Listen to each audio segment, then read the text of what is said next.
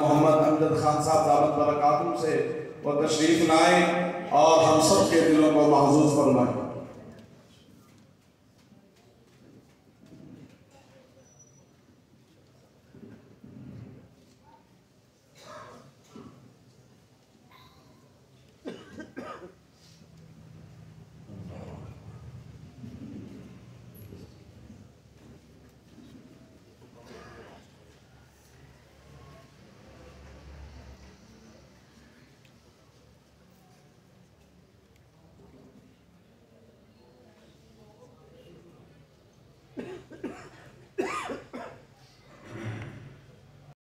الحمد لله نحمده ونستعينه ونستغفره ونؤمن به ونتوكل عليه ونعوذ بالله من شرور أنفسنا ومن سيئات أعمالنا من يهده الله فلا مضل له ومن يضلله فلا هادي له ونشهد أن لا إله إلا الله وحده لا شريك له ونشهد أن سيدنا وسندنا وشفيعنا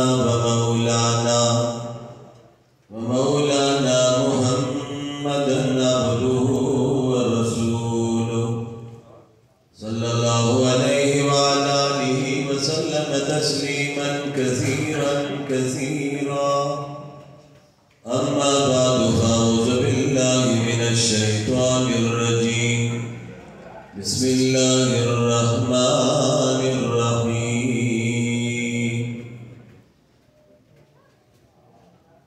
ما كان محمد أبا أحد من رجالكم ولكن رسول الله وخاتم النبيين قال رسول الله صلى الله عليه وسلم أنا خاتم النبيين لا نبي بعدي قال رسول الله صلى الله عليه وسلم خيركم من تعلم القرآن وعلمه صدق الله العظيم وصدق رسوله النبي الكريم ونحن على ذلك لمن الشاهدين والشاكرين والحمد لله رب العالمين يا رب صل وسلم دائما أبدا على حبيبك خير الخلق كلهم هو الحبيب الذي ترجى شفاعته بكل هول من الأهوال مقتحم۔ بڑی محبت سے عقیدت اور احترام کے ساتھ ایک مرتبہ نماز والا درود پاک آواز کے ساتھ پڑھ لیجیے۔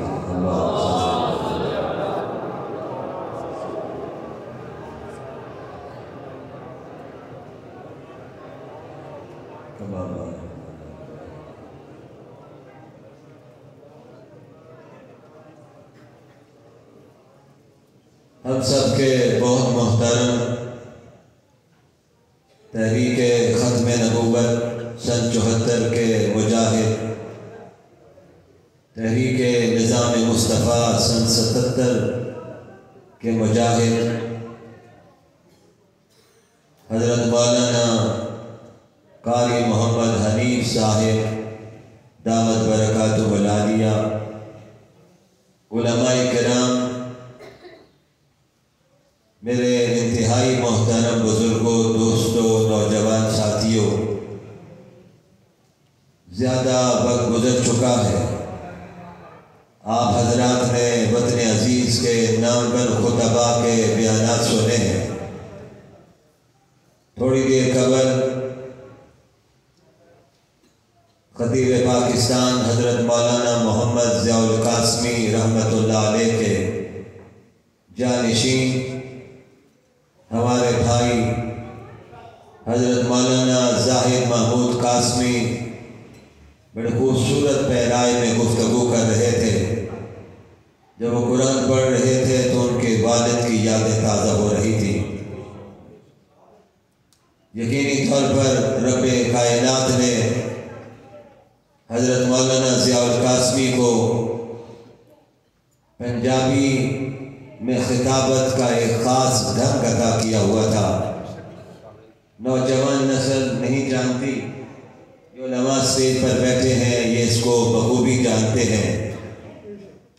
حضرات محترم، مجھے بھی کہا گیا میں حصہ ڈالوں، گھڑی دیکھ رہا ہوں سوئیاں بڑی تیزی سے چل رہی ہیں، باہر اس لیے کھڑا ہو گیا ہوں کہ میں بھی اپنا نام ثنا خان مصطفیٰ میں لکھوا لوں۔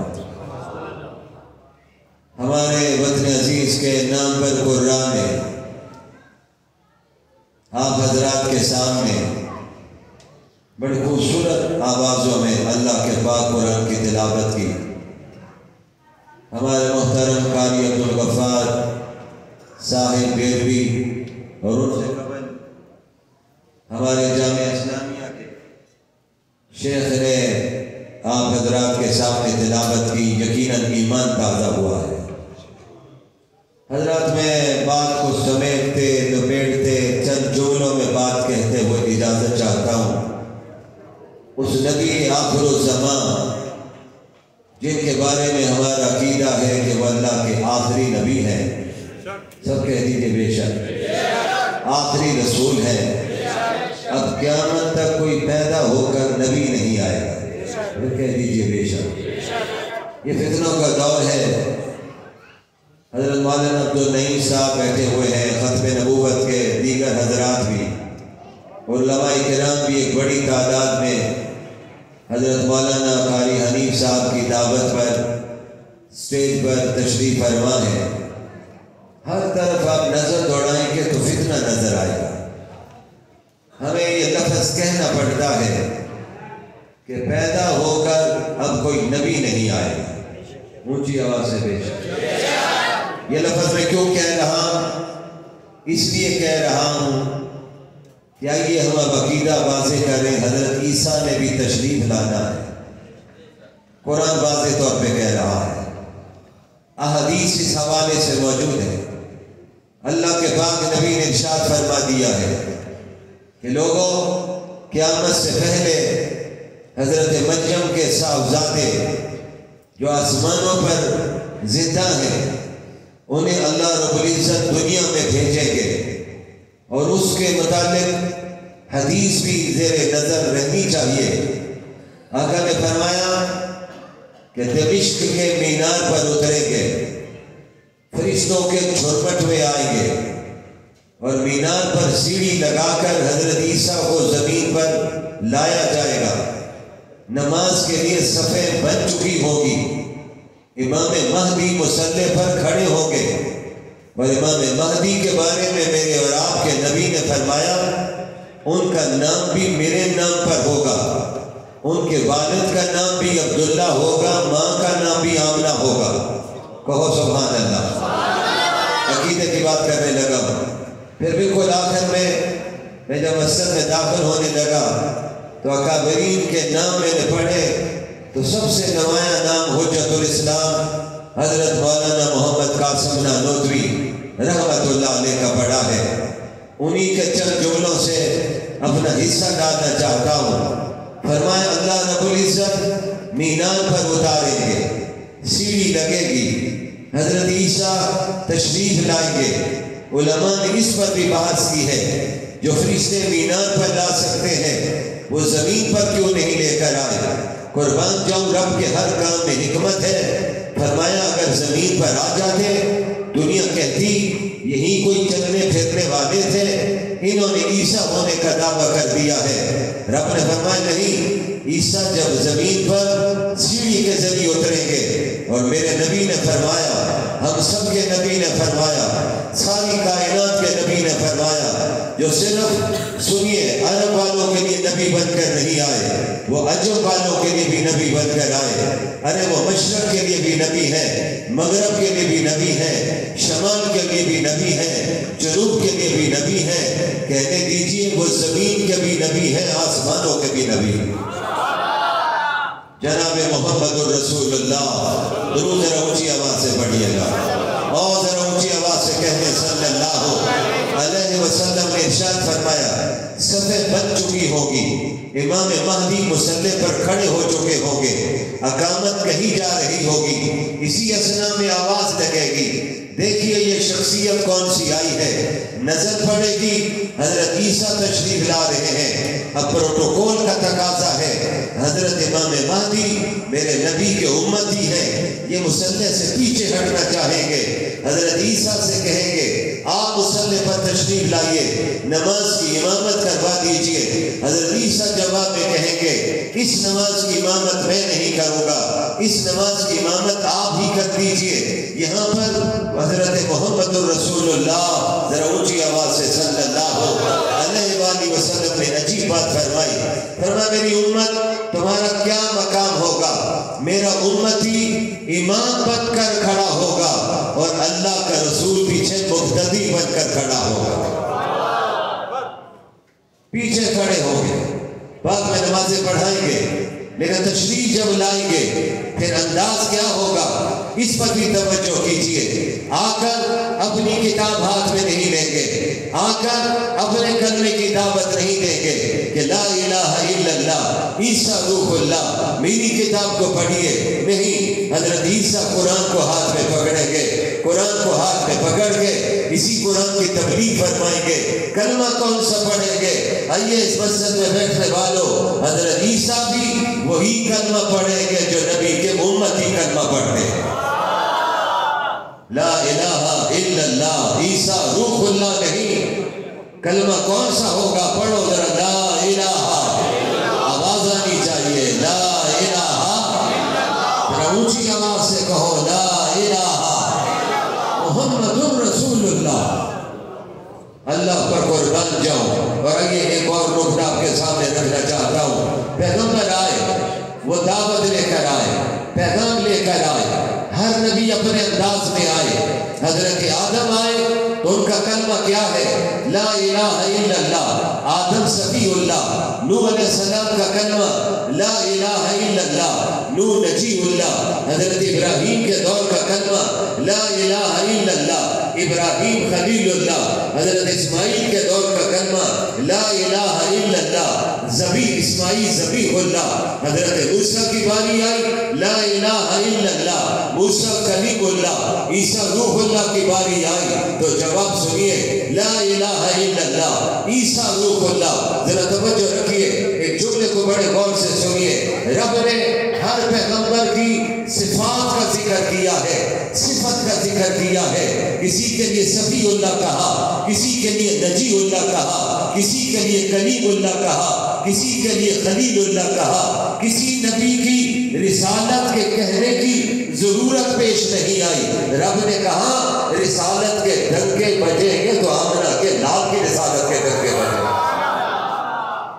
یہاں پر یہ نہیں کہا کہ لا الہ الا اللہ محمد حبیب اللہ محمد کلیم اللہ، رب نے فرمایا نہیں، رسالت نبوت ہم نے جو آدم سے چلائی تھی عیسیٰ روح اللہ تک پہنچائی ہے، یہ سارا سلسلہ اس لیے سجایا تھا، پوری دنیا کو بتانا تھا کائنات میں رسالت چلے گی تو آمنہ کے لال کی چلے گی، جناب محمد الرسول اللہ اونچی آواز سے کہیں گے اور ذرا اونچی آواز سے کہیں گے صلی اللہ علیہ وسلم۔ آئیے میرے نبی جب آئے، میرے نبی کے پاس وحی لانے والے جبرائیل امین ہے، جبرائیل امین وحی لے کر آتے ہیں، قرآن پہ ذرا نظر ڈالیے، جبرائیل استاد بن کر نہیں آئے، جیسے ابھی مولانا بیان کر رہے تھے، وہ وحی لانے والے ہیں، وحی پہنچانے والے ہیں، اور استاد کون ہوتا ہے؟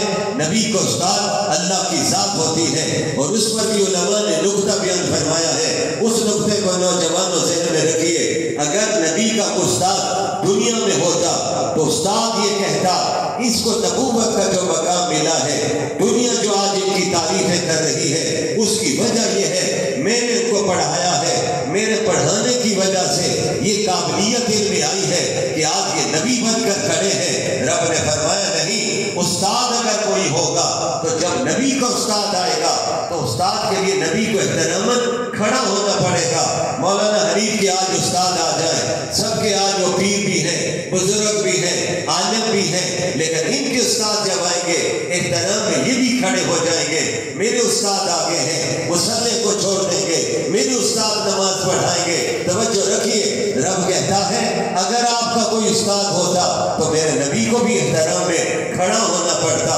فرمایا میرے نبی آپ کو استاد دنیا میں کوئی نہیں ہوگا، آپ کسی کے احترام کے لیے نہیں کھڑے ہوگے، آپ جب تشریف لائیں گے تو ساری کائنات آپ کے احترام میں کھڑی ہوگی۔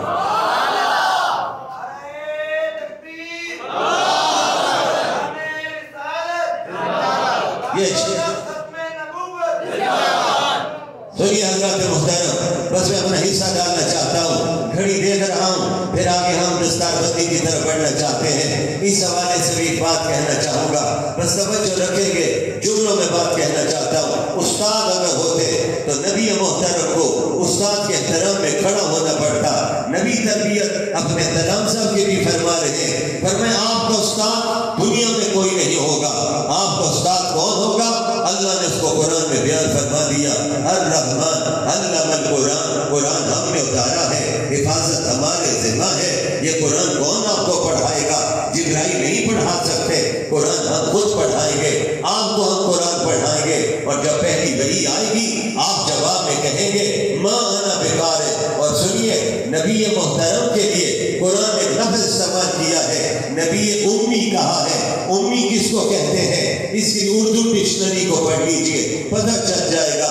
امی کس کو کہتے ہیں؟ جسے پڑھنا نہ آتا ہو، لکھنا نہ آتا ہو، اسے امی کہا جاتا ہے۔ اور میرے اکابر کہتے ہیں جب آمنہ کے لال کے لیے لفظ امی آئے گا تو عنوان بدل جائے گا، ترجمہ بدل جائے گا۔ کسی کے لیے استعمال کیجئے، آپ معانی لا سکتے ہیں، ڈکشنری لا سکتے ہیں، تشریحات لا سکتے ہیں، لیکن جب آخری نبی کی باری آئے گی، اللہ کے آخری رسول کی باری آئے گی تو ترجمے کا عنوان بدلے گا۔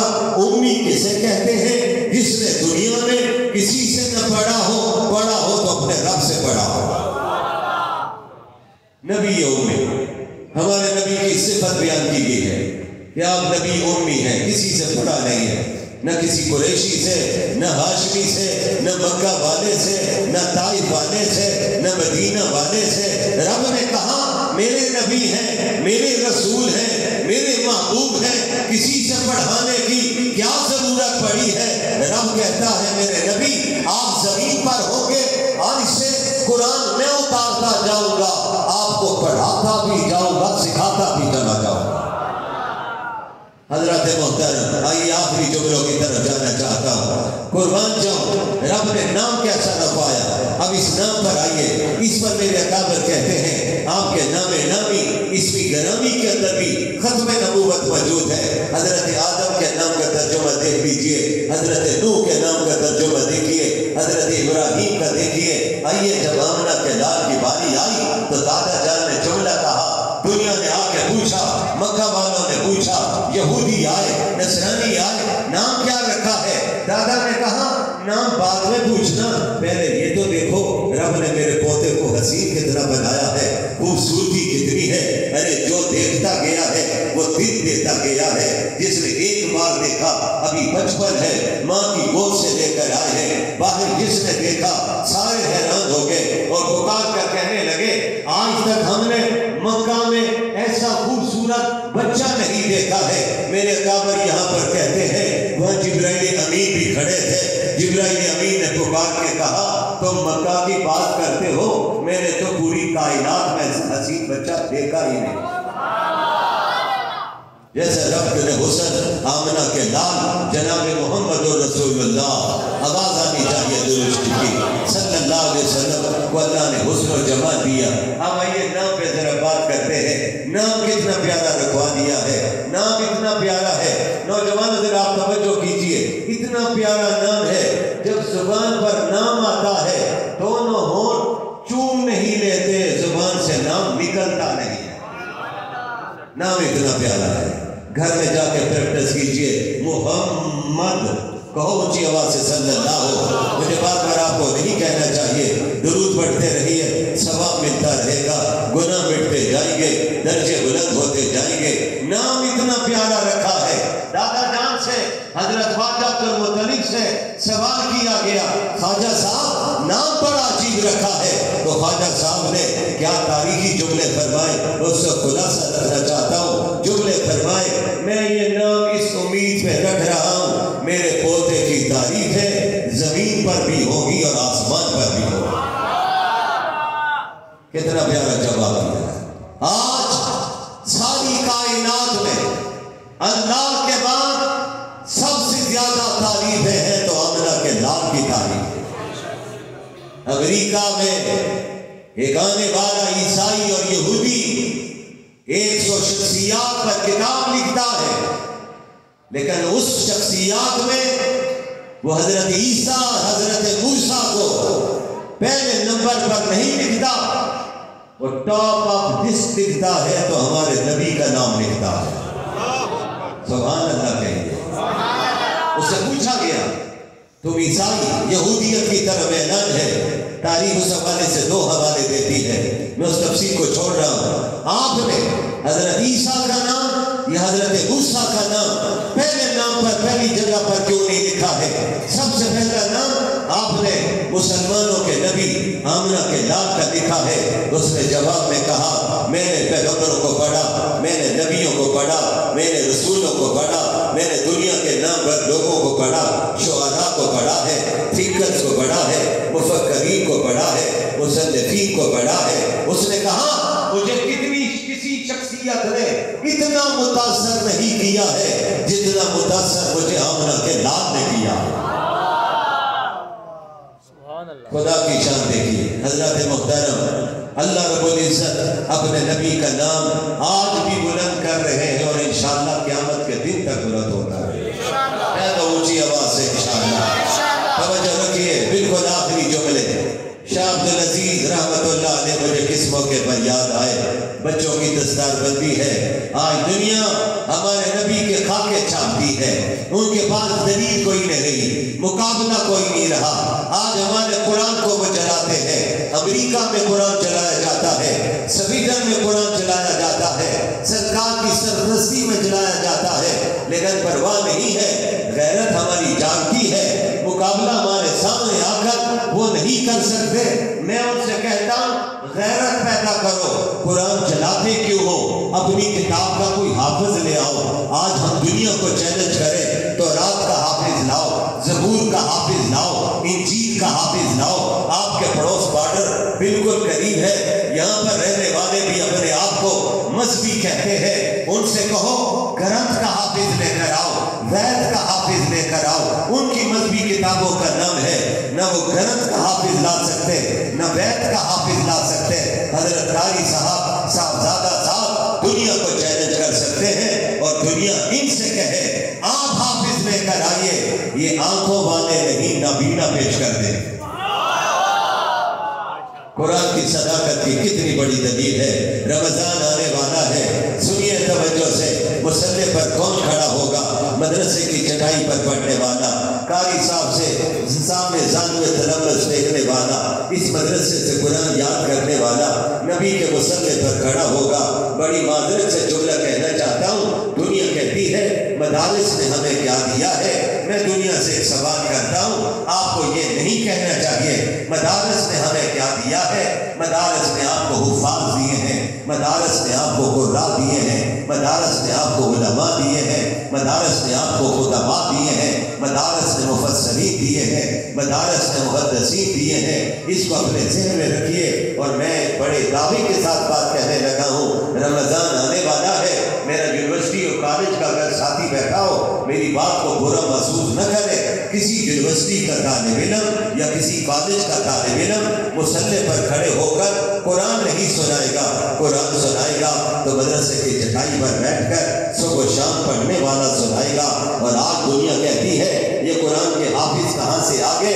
ارے میرے نوجوانوں، ان مدارس کو داد دیجئے جو چندہ مانگ کر آپ کے سامنے حفاظ لے کر آتے ہیں، ایک بڑی تعداد لے کے آتے ہیں۔ آپ کی بستیوں پر رحمت کے نزول کا وجہ بھی یہ مدرسے بنتے ہیں۔ شاہ عبدالعزیز کے پاس بھی آنے والا آیا تھا اور اس نے آ کر شاہ جی سے ایک بات کہی تھی، اس کو ذرا توجہ سے سنیے۔ اس نے کہا تھا شاہ جی آپ کہتے ہیں ہماری کتاب سچی، ہم کہتے ہیں ہماری کتاب سچی، فیصلہ کیسے ہوگا؟ کون سی کتاب سچی ہے؟ تو شاہ جی نے فرمایا یہ شاہ ولی اللہ کے خاندان کا چشم و چراغ ہے، اللہ نے جرت دی ہے، بے باکی دی ہے، بہادری دی ہے، نڈر لوگ تھے، جرت ان میں تھی، جسارت تھی، ہمت تھی، میدان میں کھڑے ہونے والے لوگ تھے۔ شاہ عبدالعزیز نے فرمایا فیصلہ آپ کر دیجئے۔ اس نے کہا شاہ جی آگ جلا دیتے ہیں، اس آگ میں اپنی کتاب پھینک دیتا ہوں، آپ اپنی کتاب پھینک دیجئے، جو کتاب جل جائے گی وہ کتاب جھوٹی ہے، جو کتاب بچ جائے گی وہ کتاب سچی ہے۔ شاہ جی کی نظر دور پڑ گئی، شاہ جی نے فوراً ایک جملہ فرمایا بھائی تمہاری غیرت تو اجازت دیتی ہے کہ تم اپنی کتاب اٹھا کر آگ میں پھینک دے، میری غیرت ایمانی اس بات کی اجازت نہیں دیتی کہ میں قرآن کا ایک حرف بھی اٹھا کر قرآن میں پھینک دوں۔ اس نے حیرانگی سے کہا شاہ جی پھر فیصلہ کیسے ہوگا؟ فرمایا فیصلہ ایسے نہیں ہوگا، وہ اپنی کتاب پر کیمیکل لگا کر آیا ہوا تھا تاکہ آگ اثر نہیں کرے گی۔ آج بھی بہت سی ایسے چیزیں ہیں جن پر اگر کیمیکل لگا دیا جائے آگ اثر نہیں کرتی۔ شاہ جی نے فرمایا مزہ ایسے نہیں آئے گا۔ اس نے کہا شاہ جی فیصلہ کیسے ہوگا؟ فرمایا پھر آج میں فیصلہ کرتا ہوں، تو اپنی کتاب اپنے سینے کے ساتھ باندھ۔ شاہ عبدالعزیز قرآن اپنے سینے کے ساتھ باندھتا ہے، آگ جلا دیتے ہیں، تو بھی چھلاگ لگا دے، میں بھی چھلاگ لگا دیتا ہوں، جو بچ جائے گا وہ مذہب سچا ہے، وہ کتاب سچی ہے۔ اس نے فوراً کہا شاہ جی یہ ممکن نہیں ہے، میں اپنی ذات کو کسی صورت میں آگ میں نہیں پھینک سکتا ہوں۔ فَبُہِتَ الَّذِي كَفَرَ، قرآن پڑھیے، تیسرا پارہ کھولیے۔